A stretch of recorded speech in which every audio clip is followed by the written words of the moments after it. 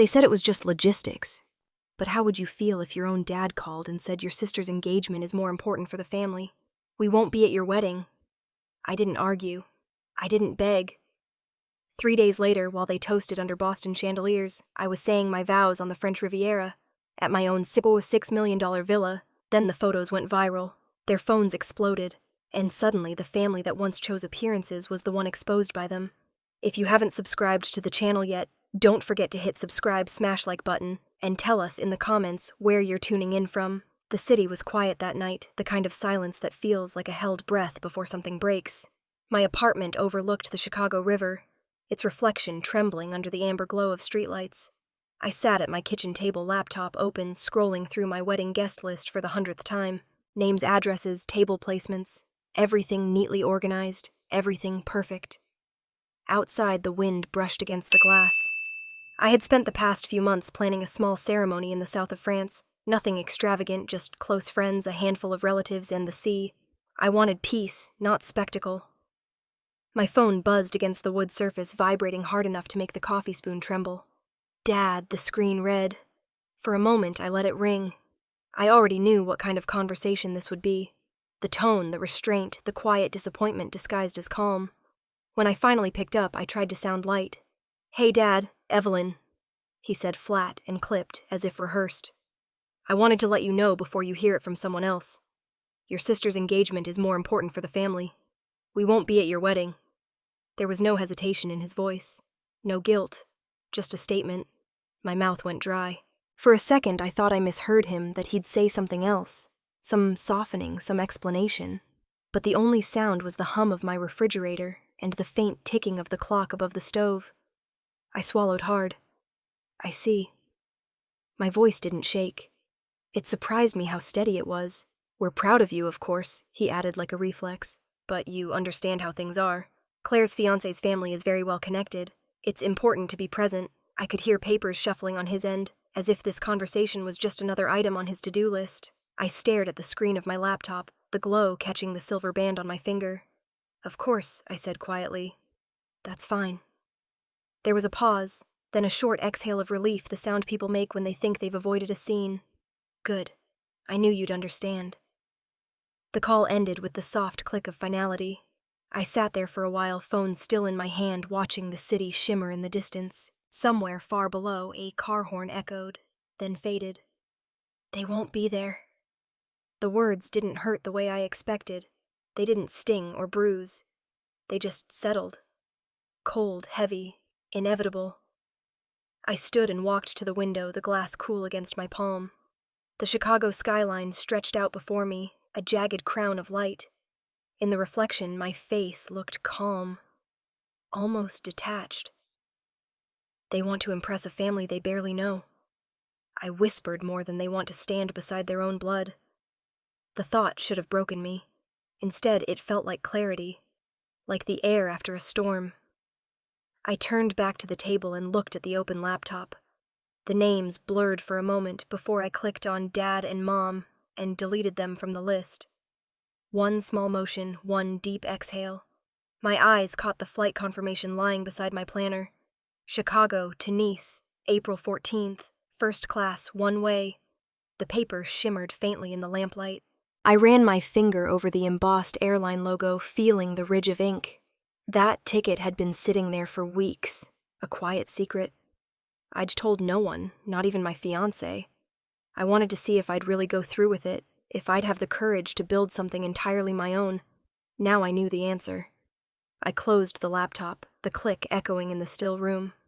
I poured myself a glass of wine, the deep red swirling like something alive. Outside, a freight train rumbled somewhere across the river, its whistle low and haunting. For the first time all day, I allowed myself to breathe.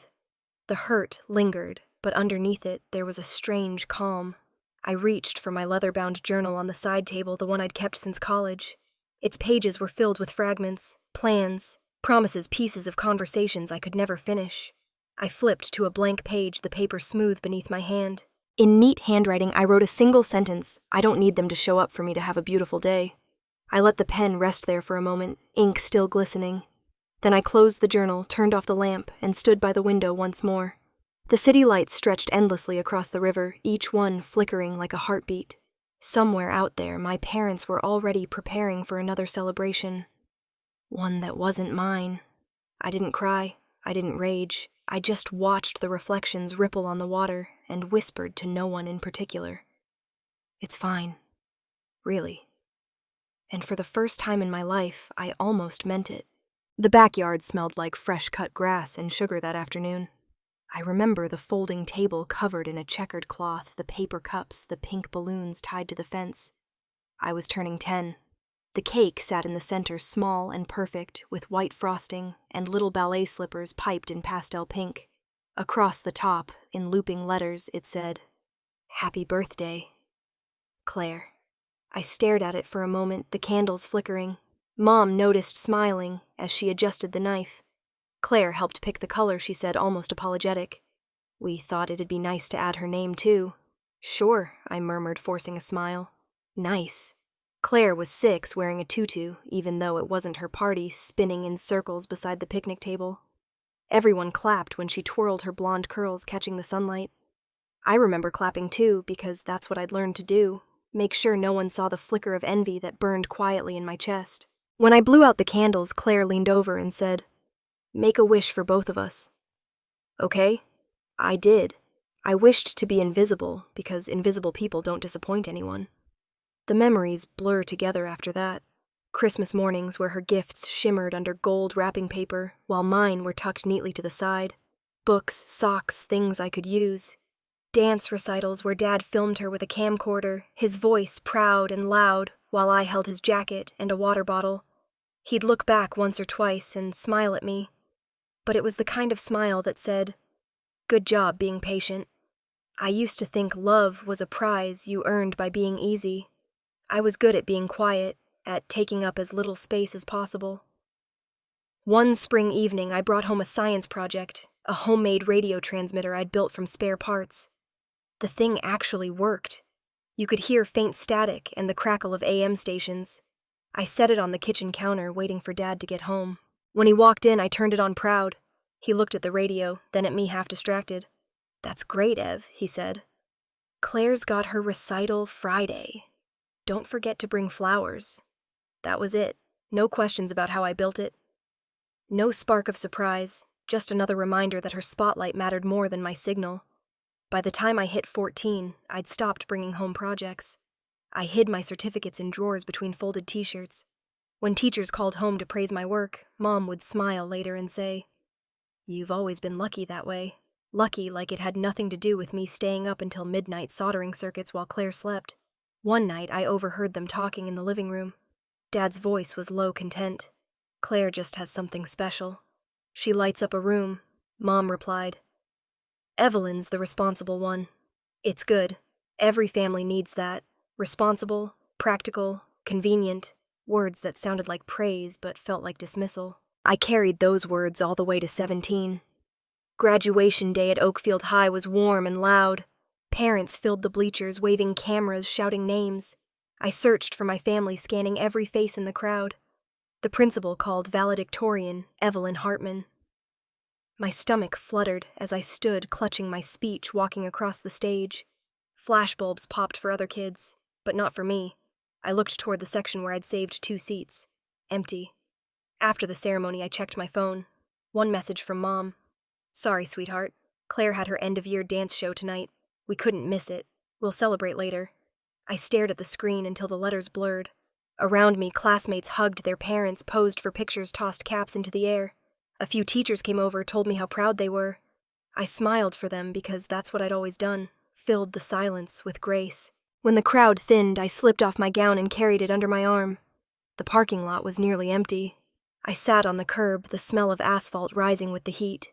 My scholarship letter to the University of Michigan was tucked in my folder. It should have felt like triumph. Instead, it felt like standing at a window watching a party through the glass. A couple next to me laughed as they took selfies. The mother's eyes shining with pride. I turned away, whispering to no one. They chose the spotlight over me again. The wind picked up, carrying the faint sound of music from a car radio somewhere nearby. It was upbeat, a graduation song about beginnings, but it only made my chest tighten.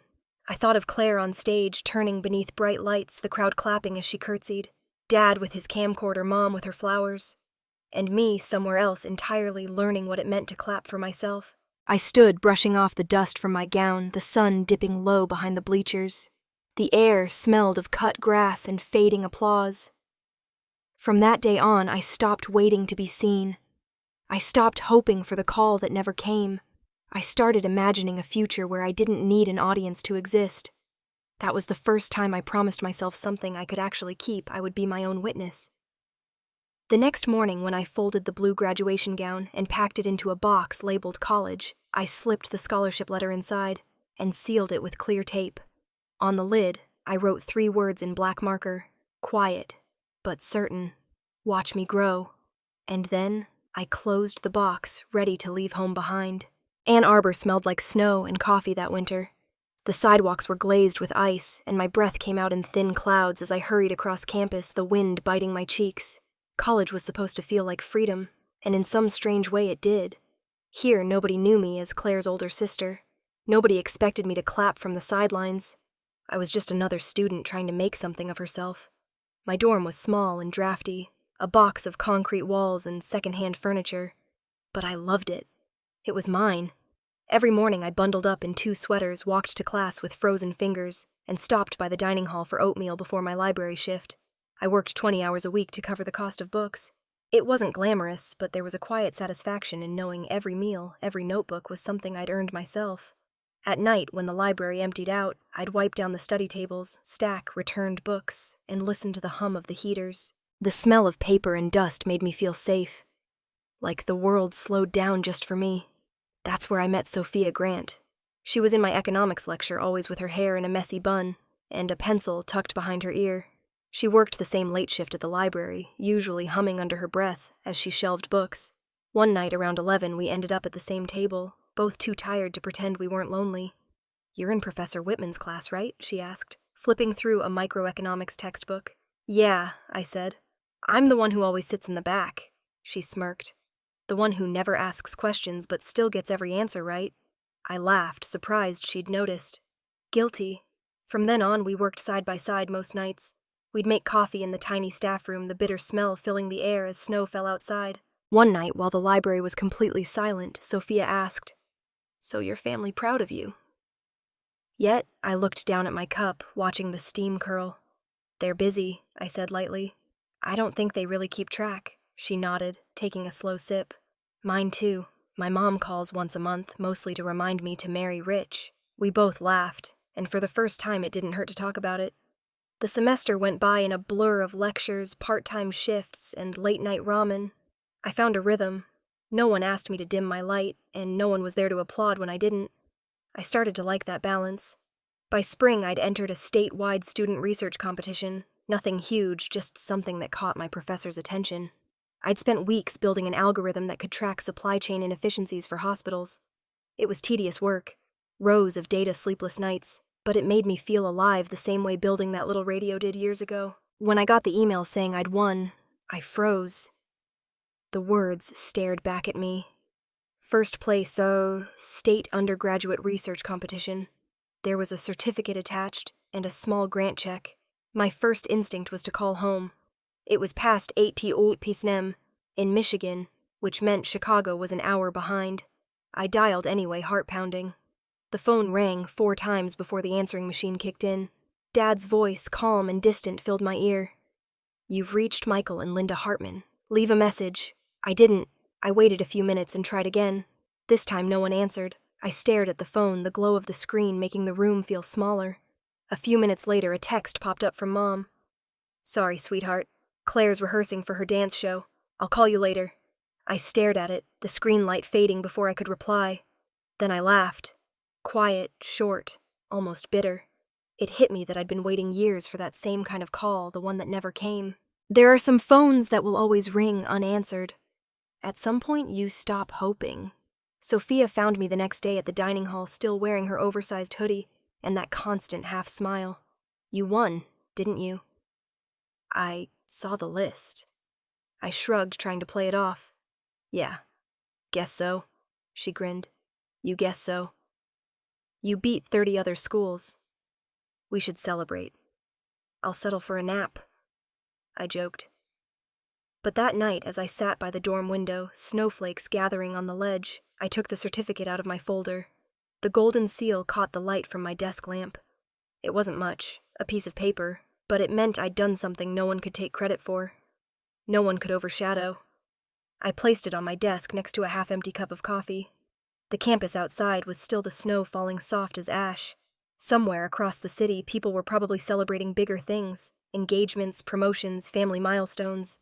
But for me, this was enough. The room smelled faintly of burnt coffee and printer ink. My hands were cold, but there was warmth spreading slowly in my chest. I didn't need applause. Not anymore. I leaned back in my chair and watched the flakes settle on the glass, each one melting into nothing. The silence didn't feel empty this time. It felt earned. San Francisco was louder than I'd imagined. Foghorns construction, the endless hum of ambition. The city didn't sleep, and neither did we. After graduating from MIT, Sloane, Sophia, and I rented a small office on Market Street, the kind that smelled of coffee metal and dreams that hadn't failed yet. We painted one wall ourselves, uneven strokes of blue, and hung a cheap banner above the doorway that read, "Tracking saves lives." The idea behind Metasphere was simple: create a system that tracked the movement of medical supplies in real time so hospitals wouldn't lose hours waiting for things they needed. We'd seen the inefficiency firsthand, watched paperwork and outdated systems waste lives. It wasn't glamorous work, but it mattered. The first few months were chaos. We slept in the office more nights than we went home. Pizza boxes stacked in corners, whiteboards crammed with half-erased code post-it notes everywhere. I remember sitting on the floor at 3 a.m. Once laptop balanced on my knees, telling Sophia, "If this doesn't work, at least we'll have the best caffeine tolerance in California." She laughed half asleep and muttered, "We're not failing, Ev. We're just pre-successful." By 2018, we had 5 employees and 1 working prototype. By 2019, we had contracts with a few regional clinics. And then came 2020. The world shut down. Hospitals collapsed under demand. Supply chains froze. And suddenly our little system, once considered a neat idea, became the one thing people were desperate for. Emails flooded in from hospital administrators across the country. Can your software track PPE deliveries? Can it reroute supplies faster? We barely slept. Our small team turned into a 24-hour response unit. Sophia managed logistics. I took calls from hospitals who sounded like they were pleading for air. Every second counted. There were nights I'd look out from our office window, the city dark and still, and whisper to myself, "Don't screw this up." When the first major hospital system signed a nationwide contract, we cried like kids sitting on the floor surrounded by takeout containers. It wasn't about the money. It was relief validation, maybe even redemption. That year blurred into constant motion. Days turned into nights, nights into deadlines. The news started calling Metasphere the quiet backbone of the pandemic response. When a reporter emailed asking for an interview, I almost didn't reply. But Sophia insisted, saying, "You deserve to be seen, Ev." The article ran 2 weeks later, titled, "The Women Who Kept the Hospitals Running." My parents didn't mention it. Not a word. I told myself it didn't matter. I'd learned long ago that silence from them was the only constant. Still, a part of me waited. The call came late one night in December, just as we finished finalizing a new hospital rollout in Texas. The office was dark except for the glow of my laptop. My phone buzzed. Dad. For a moment my stomach lifted. Maybe finally he'd seen the article. Maybe he'd say he was proud. "Hey, Dad. Evelyn," he said as if he was about to ask for something. "I heard you've been busy." "That's good." "Yeah," I said, smiling despite myself. "It's been a lot. But it's working. We're helping hospitals." He cut in. "Listen, Claire's getting engaged soon. Your mom thought you might help find a photographer. She really wants the announcement photos to look professional." The air went still. I stared at the computer screen, rows of data scrolling in blue and green, as if mocking the quiet on the line. "I'm sorry," I said, careful to keep my voice even. "What?" "The engagement," he repeated. "We want to do it right. Maybe you could help with the planning, since you're good at that sort of thing." For a moment, I couldn't find words. All the things I'd done, months of no sleep saving lives in hospitals he'd never stepped foot in, vanished in a sentence about a photo shoot. Finally, I said softly, "I'm kind of busy right now, Dad." He hesitated. "I know, but it's important for the family." That phrase again. The family. Not my family. Just the family, as if I'd stepped out of it years ago. I pressed my lips together. "I'm busy saving people," I said. "Maybe you can hire someone else." There was a pause. "No need to get defensive," he muttered. "We just thought you'd want to help your sister." I didn't answer. I just stared at the glowing screen, the map of dots and moving trucks carrying supplies across the country. When he finally hung up, I sat there motionless, the silence heavy. Outside, the fog rolled over the bay, soft and gray. Inside, the office hummed with the low sound of machines doing what they were built to do, keep things moving. I leaned back in my chair, exhaustion settling into my bones. For a moment, I imagined Claire in a white dress twirling under fairy lights while Dad adjusted the camera angle, Mom wiping a tear. And me, still somewhere behind a desk, still unseen. I rubbed my temples, forcing the image away. The data on my screen shifted again, hundreds of shipments being rerouted, reaching places that needed them most, I whispered. At least someone sees me. Hours later, when the last email was sent and the office was silent, I turned off the monitors one by one. The darkness felt peaceful. I stood at the window watching the city lights fade beneath the fog. Somewhere, sirens wailed faintly in the distance. I thought about all the lives we were saving, strangers I'd never meet, people who'd never know my name. It was strange how the world could need you so badly, and your own family could forget you existed. I poured myself a cup of cold coffee, staring at the reflection of the city in the window. I was saving the world, and somehow it still wasn't enough to earn a place in theirs. The conference room smelled like new carpet and expensive pens. The walls were glass, the kind of design meant to make deals look clean and inevitable. I sat across from a row of lawyers in gray suits, their smiles precise and practiced. On the table before me lay a stack of documents, years of work condensed into paper and numbers. The lead attorney slid the final page toward me. 95 million, Ms. Hartman, he said. "Once you sign, it's done." My pen felt heavier than it should have. The ink trembled slightly as I scrawled my name, Evelyn M. Hartman, across the dotted line. Cameras clicked. Hands shook. Everyone smiled. I didn't. They congratulated me, patted my shoulder, poured champagne into crystal glasses. Someone said something about legacy, about how Metasphere changed the game. I smiled politely, pretending to hear. Inside, all I felt was a dull, echoing quiet. I thought I'd feel proud. Instead, I just felt empty. When the meeting ended, I walked out into the summer heat. The Chicago air was heavy, smelling faintly of the river and asphalt. I slipped off my heels and carried them, walking along the riverwalk barefoot. People laughed nearby, drinking cocktails at outdoor bars. The city looked alive, but I felt detached, like I was floating outside of my own life.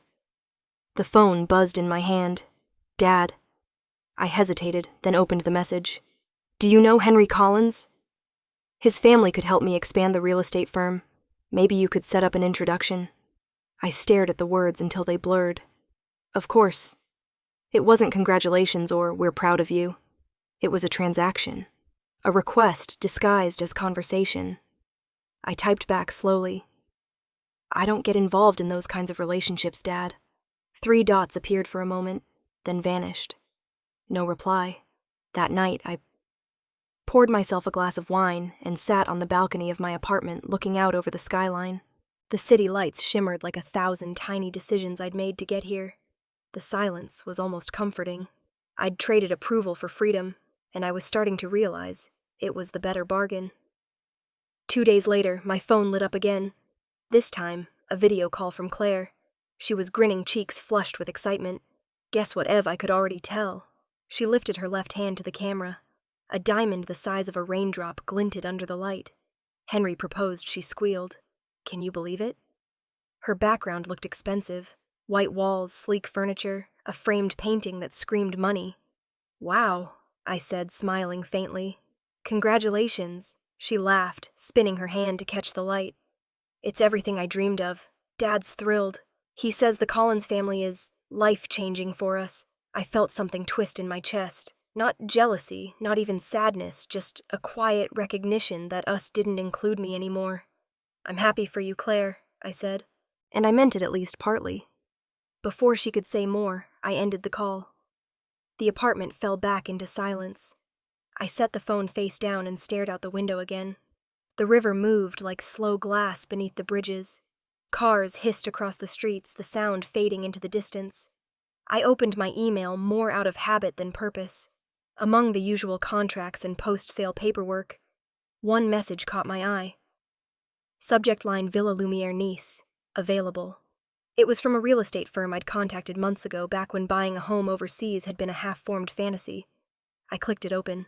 Photos filled the screen, an old stone villa bathed in sunlight. Olive trees lining a narrow path, the sea stretching out like a sheet of blue silk beyond the hills. The agent's note read, owner relocating. Private sale. Viewings by appointment only. My pulse quickened. I could almost hear the sound of the sea in those photos. The wind, the soft rustle of leaves. It looked like the kind of place where silence wouldn't feel like punishment.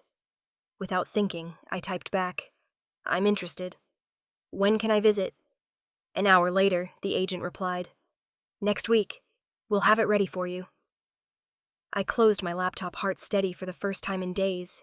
That weekend, I told Sophia over coffee. She raised her eyebrows. France. Are you serious? Completely, I said. She smiled. You know, most people buy sports cars after they sell a company. You buy a villa. I'm not looking for a trophy. I said, I just want quiet. She leaned back, nodding. You deserve it. I wasn't sure if I believed her yet. The following week, I flew to Nice. The plane descended over the Côte d'Azur, the sunlight shimmering off the Mediterranean like scattered glass. When the car pulled up to the villa, I stepped out onto the gravel driveway and just stood there. The air smelled of salt and lavender. The house itself was old but dignified. Pale stone walls, green shutters, an iron balcony overlooking miles of sea. Inside the rooms echoed softly when I walked through them, dust motes floating in the light. It wasn't empty. It was waiting. By sunset, I was standing on the terrace with a glass of wine, the breeze lifting my hair.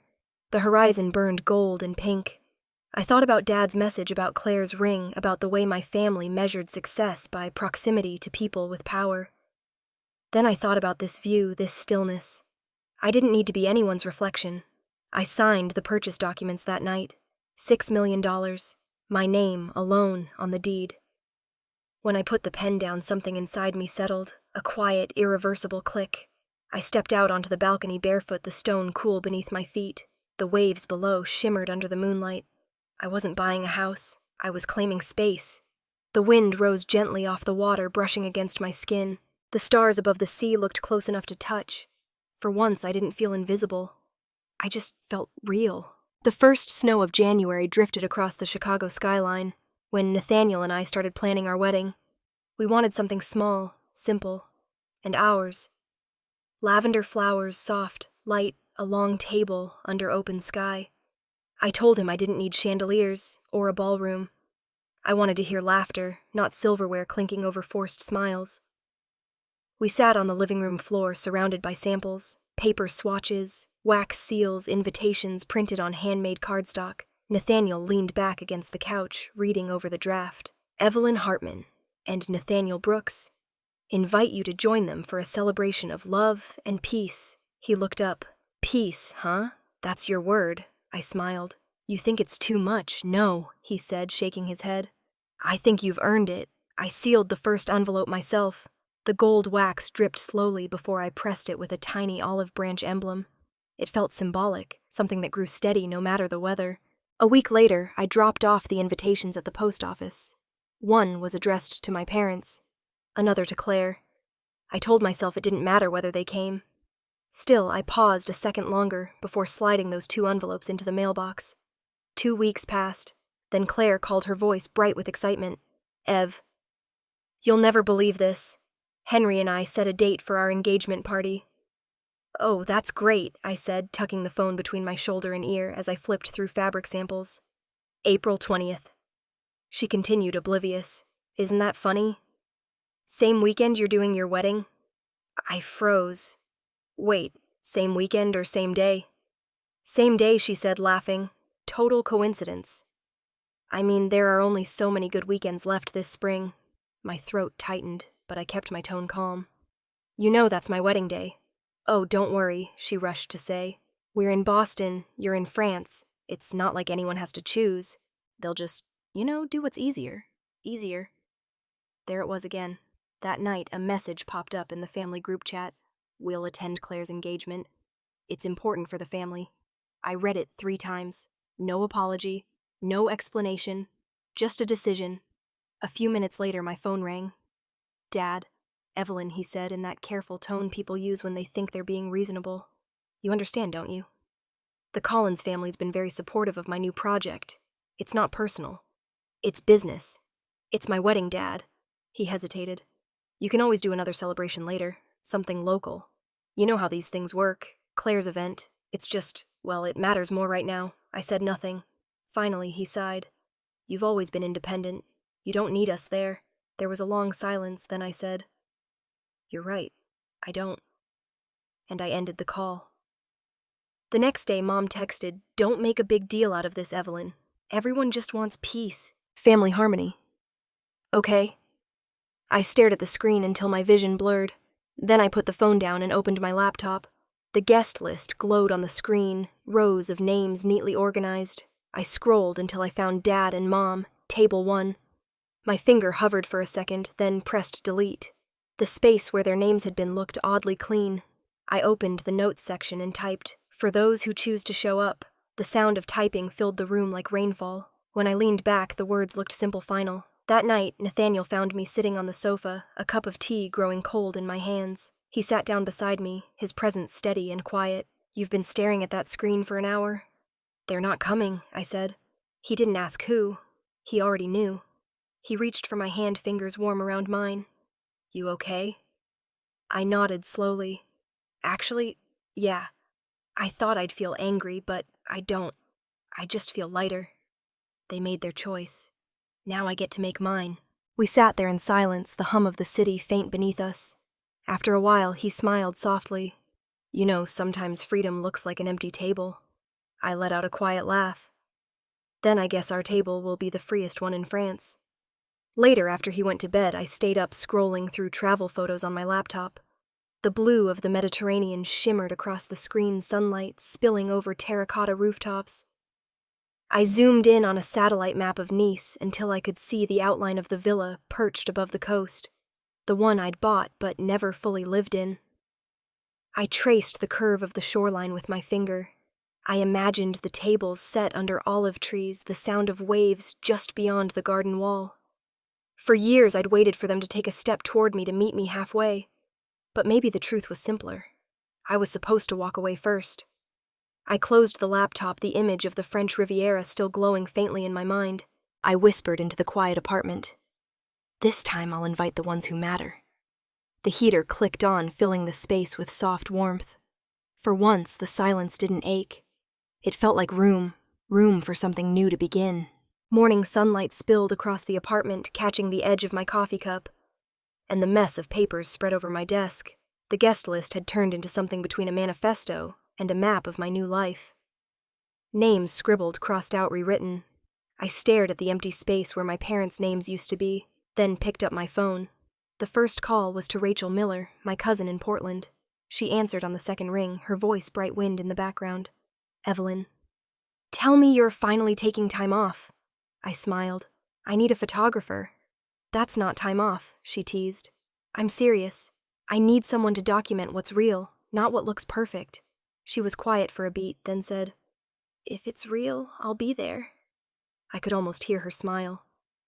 France, right, Nice, I said. Well, then, she replied, pack me a seat by the sea. The next call was easier. Eli Johnson, my other cousin, answered while jogging on some California trail, his breath heavy. What's up? I need a favor. I said, feel like a European adventure.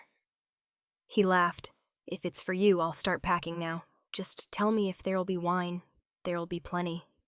When I hung up, something loosened inside me, a quiet relief I hadn't realized I needed. I opened a new group chat and typed real family table. The name felt right. I added Rachel, Eli, Aunt Diane, and Uncle Robert. The first message came from Diane. About time you organized something worth traveling for. Then Eli, count me in. Need a break from pretending I like Los Angeles. Rachel sent a string of heart emojis and a photo of her camera bag with the caption ready. the screen filled with light with warmth. For the first time in weeks, my phone wasn't something I dreaded looking at. A few minutes later, an email notification popped up from Sophia Grant. "We're in it," said. "Eric and I already booked tickets. The groom better be ready for a party." Attached was a screenshot of their flight to Nice. I smiled, shaking my head. She never needed convincing. By noon, the apartment was filled with the hum of possibility. I brewed another cup of coffee and started sketching out the seating plan on the wall with sticky notes. Each name felt like a small victory, people who had chosen to show up without hesitation. The doorbell rang. It was Nathaniel holding a bouquet of wildflowers. "You're working again," he said, walking in. "Planning," I corrected. "There's a difference." He glanced at the notes covering the wall. "Looks like a battlefield," maybe I said, "but a beautiful one." He set the flowers in a vase and kissed the top of my head. "You look lighter," he said quietly. "I am." After he left for work, I sat on the couch scrolling through my phone when a video call request appeared. Margaret Allen. I hadn't spoken to her in months. The woman had been more grandmother to me than my real one ever tried to be. I answered. Her face appeared framed by the rustic wooden beams of her Vermont cottage. Her gray hair was pulled into a loose bun, eyes sharp as ever. "Evelyn, darling. I saw the news about your family. You holding up?" I exhaled. "I'm fine.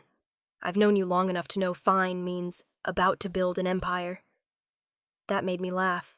"Not this time. I'm just building a table." "A table, yeah, for people who show up." She smiled, nodding slowly. "Good. You don't need revenge, sweetheart. You just need to live well. That's the only truth that lasts." "I'm not looking for revenge," I said. "I just want them to see what love actually looks like." Margaret's gaze softened. "Then make it beautiful, but not for them. For you." We talked for another half hour about travel, the weather, the villa. Before hanging up, she said, "You've already won, you know. You just haven't realized it yet." When the call ended, I sat quietly, letting her words settle. The light outside had shifted, afternoon gold spilling across the walls, warming everything it touched. I turned back to the seating chart. Each name on those sticky notes glowed faintly in the sunlight. Rachel, Eli, Sophia, Eric, Diane, Robert, Margaret. These weren't just guests. They were proof that love didn't have to share a last name to be real. I opened my laptop, started typing out the wedding itinerary. Every line felt intentional. Lavender bouquets, outdoor dining, under string lights, handwritten place cards. No hierarchy, no family table. Just one long table, where everyone belonged. As evening settled, the room grew dim except for the glow of my desk lamp. I printed the first version of the plan and pinned it above my desk. Then, on a small piece of paper, I wrote in bold ink, "Presence is love." I taped it next to the window, where the setting sun caught it just right. I stood back, looking at it for a long time, feeling something shift quietly inside me. It wasn't anger or sadness anymore. It was gratitude. For the people who chose to show up and for the person I was finally becoming. The apartment fell silent except for the ticking of the clock. I picked up my cup of cold coffee, took a sip, and whispered into the stillness, "That's enough." And for the first time in years, it truly was. The road to the villa curved upward through olive trees and wildflowers, each turn opening to a wider view of the sea. By the time we reached the gate, the air had changed. Warmer, softer, touched with salt. Villa Lumiere stood on the hill like it had been waiting for centuries, its pale stone walls glowing in the afternoon light. A woman stepped out to greet us, gray hair pinned neatly. Her posture elegant but kind. Madame Lefebvre, she introduced herself, voice carrying the rhythm of the coast. She unlocked the heavy oak door, the hinges creaking like they were waking up. "This house," she said with a gentle smile, "waits for someone who truly sees it." Her words lingered as I stepped inside. The scent of lavender drifted faintly through the air. The walls were cool to the touch, pale stone against the late spring warmth. The ceiling soared high with wooden beams that caught bits of sunlight from the arched windows. Everything felt alive but quiet, like the house had been holding its breath for us. I walked slowly through the hallway, fingers trailing along the railing of the staircase, the wood smooth and worn. Each step echoed softly, not lonely, just steady. Nathaniel followed behind, carrying a suitcase and smiling as he looked around. You really found this all by yourself, I nodded. I wanted a place that doesn't need an audience. We spent the first afternoon unpacking and wandering. Rachel arrived before sunset camera already slung around her neck. Eli showed up an hour later, dropping his backpack and saying, I can't believe this view's real. It looks like someone painted it. That evening, the four of us set up a table outside beneath a string of lanterns Nathaniel had hung earlier. The sun was dipping into the sea, streaks of gold and violet brushing the horizon. We ate simple food, fresh bread, olive oil, roasted vegetables. Rachel took candid photos between bites, laughing when Eli complained about her catching him mid-chew. Nathaniel reached across the table, squeezing my hand. Feels good, doesn't it? Yeah, I said, looking out at the horizon. It feels like breathing. Later that night, after the dishes were cleared and everyone went inside, I stayed on the terrace, the last bit of light fading. I told myself this was all I needed, just a quiet place, and people who showed up. The next morning my phone buzzed. Unknown number. The area code was American. I answered cautiously. This is Evelyn, Ms. Hartman. A man's voice said, polished and deliberate. Henry Collins here. I believe you know my son's fiancée, Claire. I froze. Yes, I said slowly. He cleared his throat. I'm calling with a proposal, not a personal one. Collins Group is expanding into healthcare logistics. Given your company's success, we'd like to discuss a partnership. It would be a symbol of unity, especially with your sister marrying into our family. The words symbol of unity hit like a cold wave. Mr. Collins, I said evenly. I don't sign deals to fix other people's image. He chuckled softly, the kind of laugh that belonged in boardrooms. No need to take it personally. It's just good optics for everyone. I'm not interested in optics, I said. Good day. I ended the call before he could reply. The quiet afterward was louder than his voice had been. I walked to the balcony. The wind from the sea was strong, pushing strands of hair across my face. The water below caught the sunlight sharp and blinding. I let the phone drop onto the table and exhaled. Nathaniel appeared in the doorway, his sleeves rolled up, a smudge of paint on his hand. You okay? Fine, I said. He stepped closer, searching my face. You just turned down a massive opportunity, didn't you? I met his eyes. I turned down, pretending. He smiled faintly, the corner of his mouth lifting. You're something else, you know that. Maybe, I said, but I'm done being the quiet one in someone else's story. We stood there for a while, listening to the sea. That afternoon, the house came alive with movement, Rachel scouting light angles, Eli filming behind-the-scenes clips for the family archive, Nathaniel arranging candles for the rehearsal dinner. Madame Lefebvre hummed softly as she prepared the kitchen. Her old radio playing French jazz. The scent of rosemary and lemon filled the villa. Through the open windows, I could hear laughter echoing from the garden. Rachel poked her head into the hallway, camera in hand. Hey, do you want to post some photos? People would love to see this. I thought for a moment, then shook my head. Not yet. Let's wait until after the ceremony, she grinned. Keeping it sacred, huh? Just keeping it mine, I said. When the sun began to set, I walked out to the terrace again. The lanterns we'd hung swayed in the wind, casting soft circles of light across the stone floor. The sky was a fire of orange fading into deep blue. From this height, the coastline stretched endlessly, dotted with tiny houses glowing like scattered stars. I leaned against the balcony rail, breathing in the salt and warmth. For the first time in years, I didn't feel like I was performing for anyone. I wasn't proving my worth, defending my choices, or waiting to be seen. I was simply here. Inside, I could hear Rachel's laughter and Eli's voice telling a story about getting lost in Tuscany years ago. Nathaniel was humming somewhere near the kitchen. The house glowed from within, golden and alive. As the night deepened, I looked up at the villa, its windows illuminated against the dark hillside. It didn't look like a house anymore. It looked like a heartbeat. The sea murmured below, the lanterns flickered above, and for a fleeting second everything felt still, as if the world had finally stopped spinning long enough for me to catch my breath. Somewhere in the distance, a church bell chimed. I closed my eyes and let the sound settle into the quiet. The Villa Lumière stood bright against the darkness, a single point of light on the hill. And for the first time I understood its name. April 20th began with 2 different suns rising over 2 different worlds. In Boston, the morning light bounced off the marble facade of the Collins Hotel, where valets in crisp uniforms lined up beside black sedans. Inside, floral arrangements towered higher than the guests. Glittering chandeliers reflected off champagne glasses, and a small orchestra tuned their instruments near the stage. My parents stood near the entrance, my mother in lavender silk, my father adjusting his cufflinks, with the nervous pride of a man attending someone else's success. Claire floated between guests, radiant in a pale pink gown, her hair pinned with diamond clips. Reporters gathered near the entrance, camera flashes like tiny bursts of lightning. A local news anchor spoke into her microphone with practiced enthusiasm.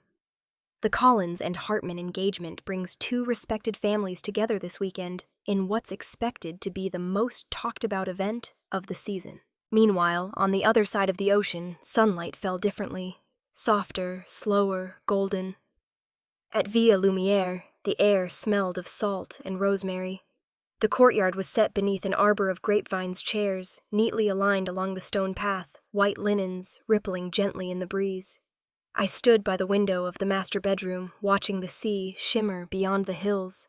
Rachel called from downstairs. "Ev." 10 minutes, I'll be right there, I said, smoothing the silk of my dress. It wasn't extravagant, just a pale ivory gown that caught the light like water. Nathaniel appeared behind me, adjusting his tie, his reflection meeting mine in the mirror.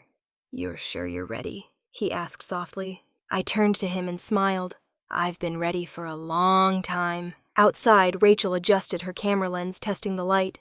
Eli was setting up his tripod near the steps, humming under his breath. Sophia and Eric were laughing with Aunt Diane and Uncle Robert as they arranged place cards on the long table. The air buzzed, not with noise, but with warmth. The quiet hum of people who wanted to be there.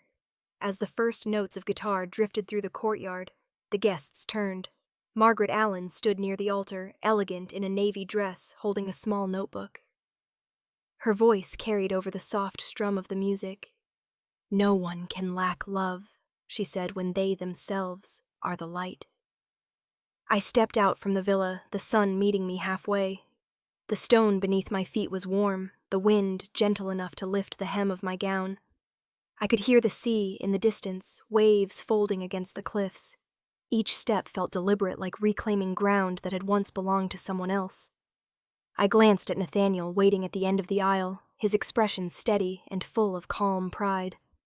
Rachel's camera clicked, Eli's lens followed me as the vines above rustled softly. I thought to myself, they have cameras, but I have the sky. When I reached Nathaniel, he leaned close enough for only me to hear. "You proved them wrong," he whispered. I smiled faintly. "No," I said. "I just proved myself right." The ceremony unfolded like a slow breath. The guitar chords mixed with the rhythm of the waves. Margaret's voice wove through the breeze, warm and patient, as if blessing not just us, but the quiet rebellion of everyone seated there. When she asked us to exchange vows, I looked around the table, faces glowing in the sun, eyes soft real, and realized this was what belonging was supposed to feel like. At the same time in Boston, the orchestra played something louder, faster. The Collins ballroom glittered with gold and mirrors, but beneath the music was a strange unease. My father scanned the room, his smile tightening when he saw the empty row of chairs reserved for relatives, so my mother leaned toward him, whispering, "Maybe their flight got delayed." He adjusted his tie again. "They're not coming," he said quietly. She forced a laugh, brittle as glass. "Don't be ridiculous." But the truth sat heavy between them, undeniable. The cousins, the aunts, the uncles. All missing. The air seemed thinner, the laughter more forced.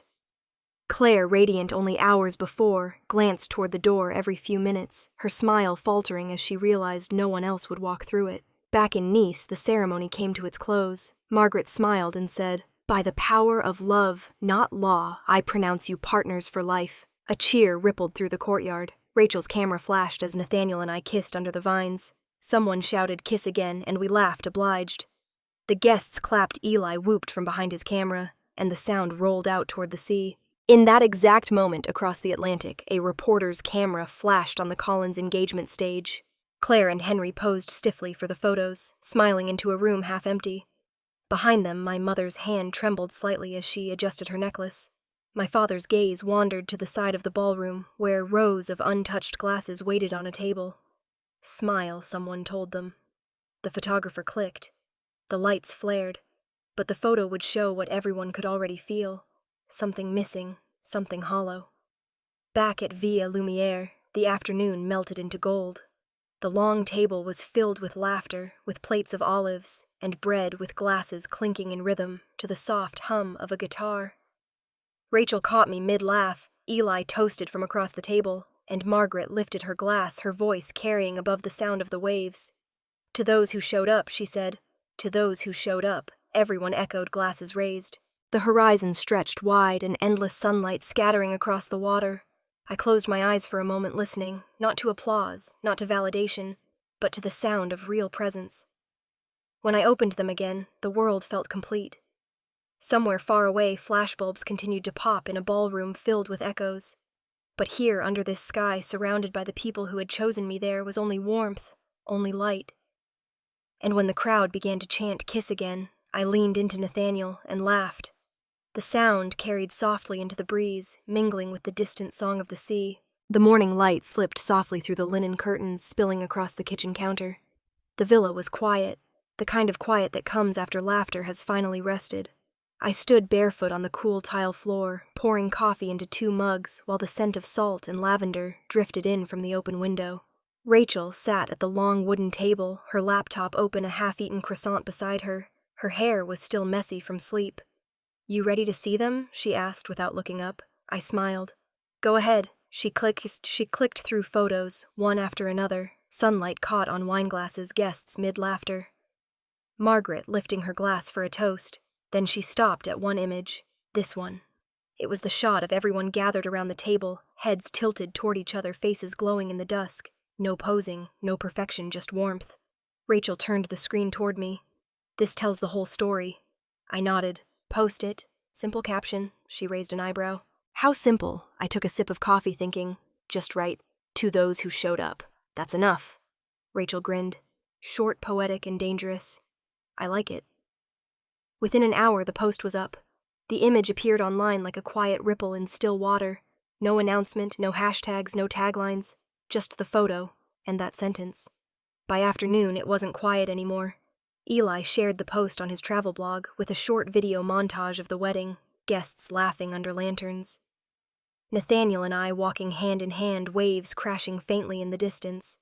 He captioned it, "Family isn't who shares your name, it's who shares your table."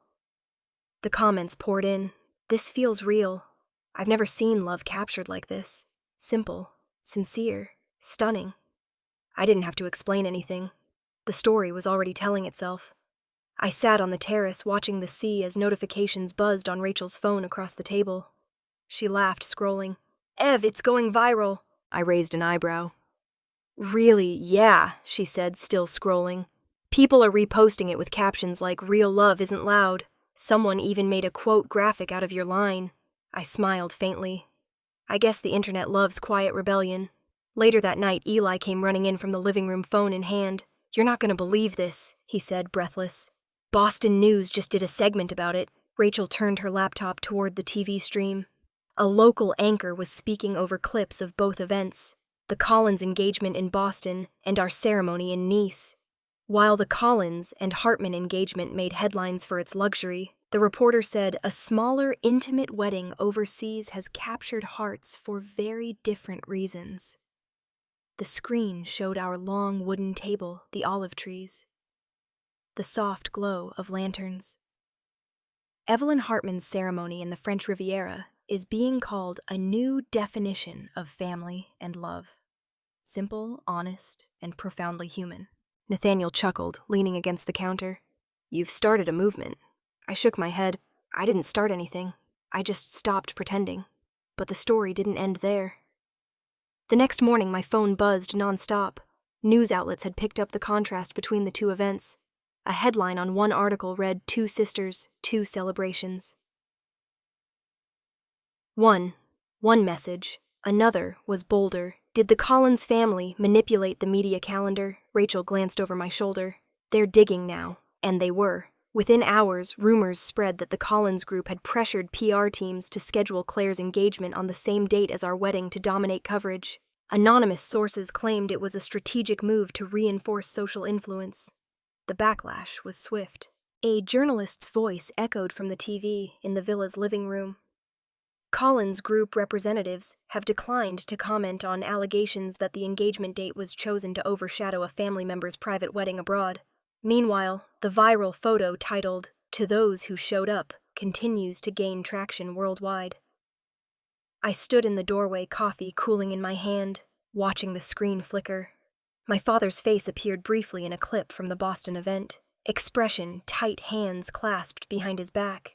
My mother stood next to him, eyes fixed somewhere beyond the cameras. Claire smiled stiffly beside Henry Collins, her diamond ring catching the flash of a dozen lenses. The reporter continued. Insiders suggest that family tensions may have been at the center of the dual events, but online public sympathy leans heavily toward Evelyn Hartman's understated celebration in Nice. For a moment, no one in the villa said anything. The sound of waves filled the silence. Eli exhaled. That's poetic justice. Rachel turned the TV down. You didn't even have to say a word. I set my cup down. Karma doesn't knock, I said quietly. It just holds up a mirror. Outside, the wind moved through the vines, scattering petals across the terrace. The sun had begun to rise higher, touching the tops of the olive trees.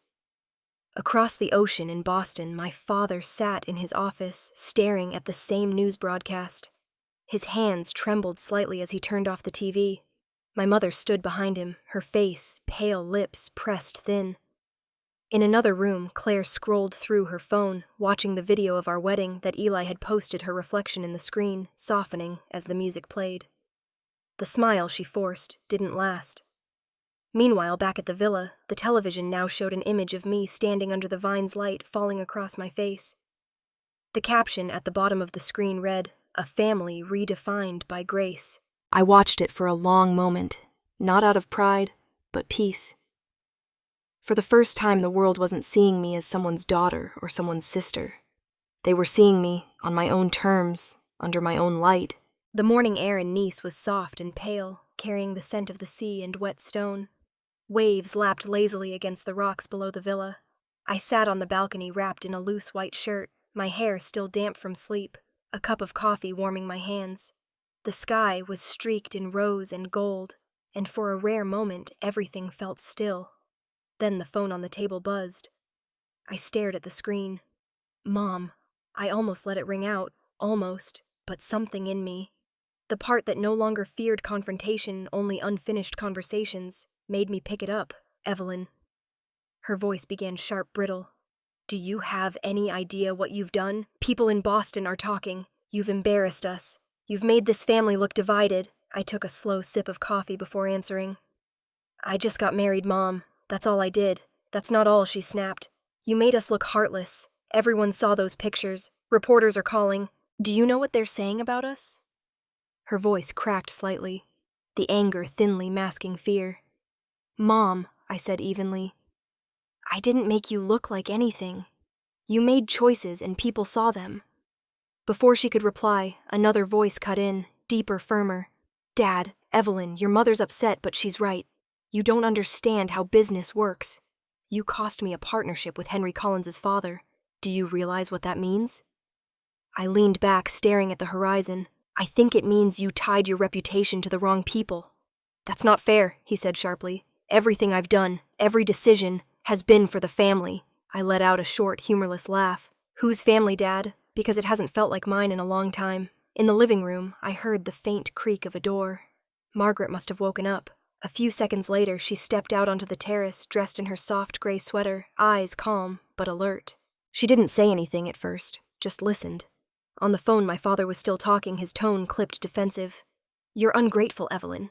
We gave you everything, and this spectacle you've created has made us a target. Margaret's voice broke in, steady and clear. Michael, good intentions don't excuse cruelty. There was silence on the other end. I could almost see his face. Jaw tight, eyes hard. Who is that?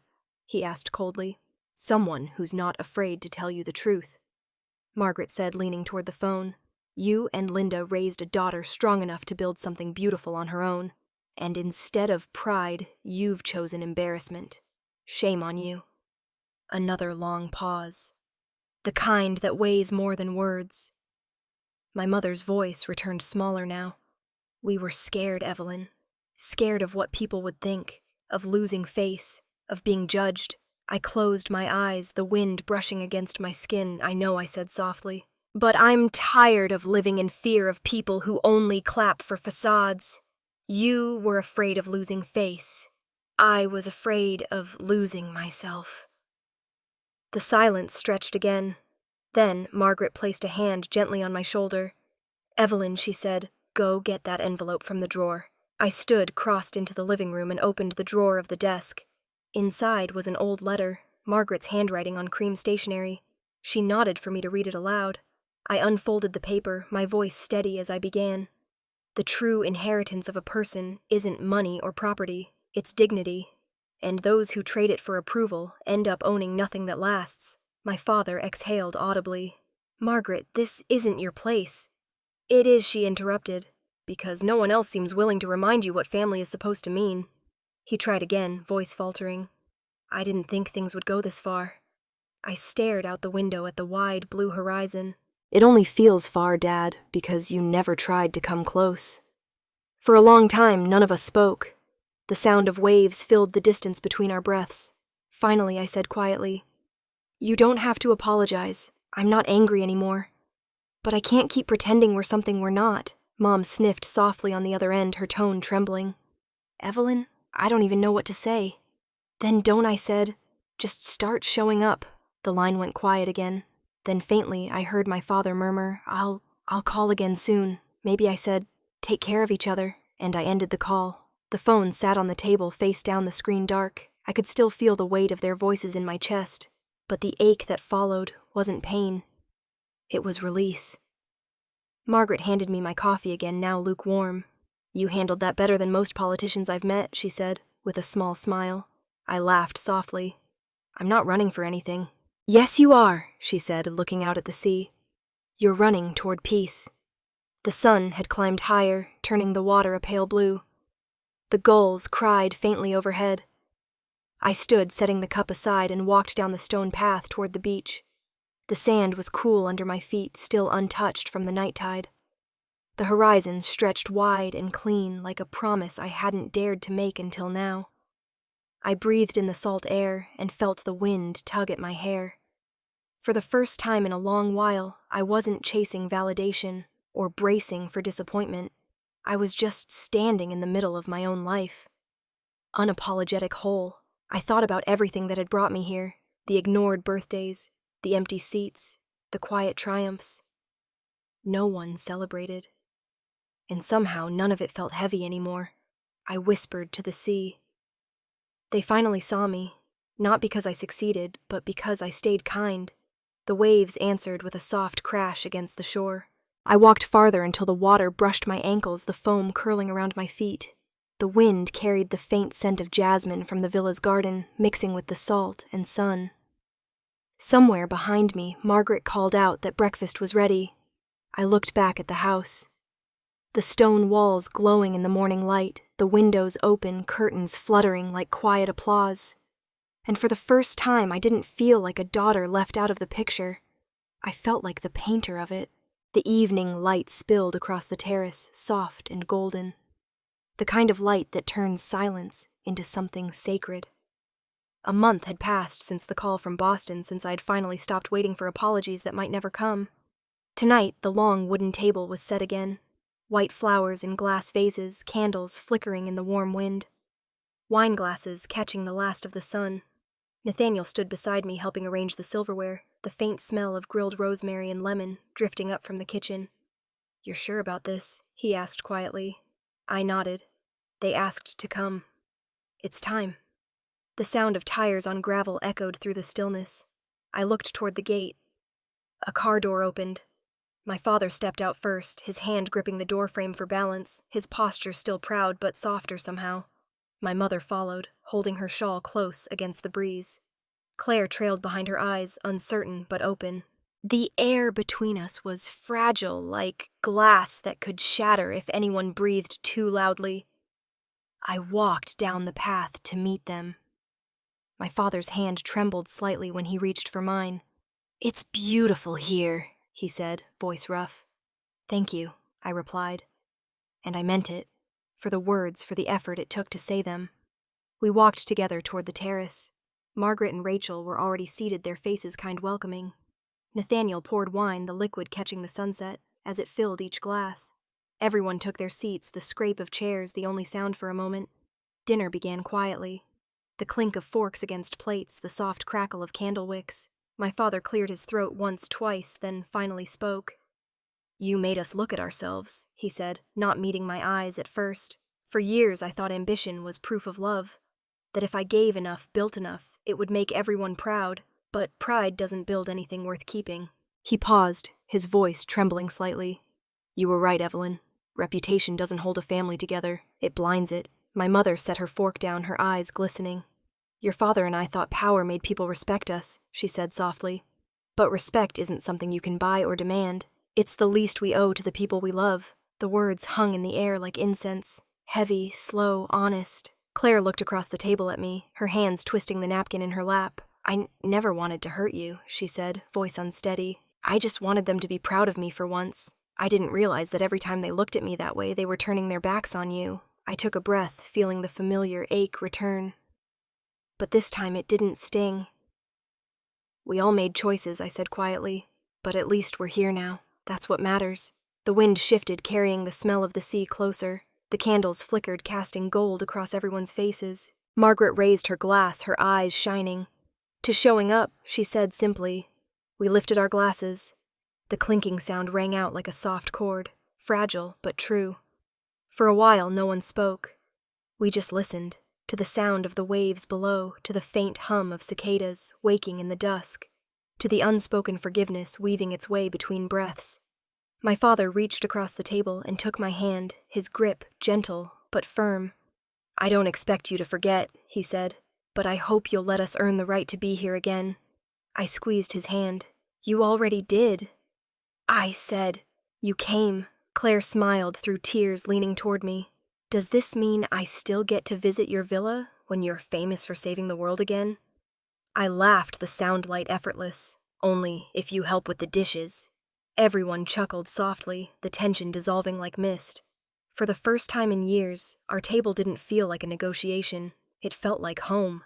As the sun sank behind the horizon, the sky turned lavender and indigo. The sea below catching the colors like a mirror. Nathaniel brought out dessert, sliced peaches with honey and cream, and Margaret poured one last round of wine. The candles glowed brighter against the deepening twilight. I looked around the table, faces once divided by silence, now lit by the same warm flame. It struck me how simple it was, really. All the years I'd spent chasing approval, trying to earn love that should have been given freely. And all along what mattered was just this people choosing to show up when it wasn't easy. Respect shouldn't be a privilege. It's the bare minimum. I leaned back, the sea breeze lifting my hair, and watched the waves crash softly against the rocks. Nathaniel turned to me. "You okay?" I smiled. "Better than okay." Margaret's laughter floated through the air, mingling with the sound of the surf. My father was telling Eli a story about how bad he was with technology. My mother was asking Rachel about her latest photo series, and Claire was already talking about coming back next summer. It wasn't perfect, but it was enough. As the night deepened, I stood and walked a few steps toward the edge of the terrace. The sea stretched endlessly before me, dark and calm. The moon rising over the horizon like a quiet promise. I whispered to the wind more to myself than anyone else. You build your own table, and the right people will find their way. Behind me, someone clinked a glass. Laughter rose again, and I turned back to the glow of the villa, its lights golden against the night, its windows wide open, like arms that no longer feared being empty. If you believe respect shouldn't have to be earned with status or sacrifice, stay. There are more stories waiting here, stories about people who choose presence over judgment, kindness over pride, love over noise. The candles flickered once, twice, and the sound of the sea carried everything else away.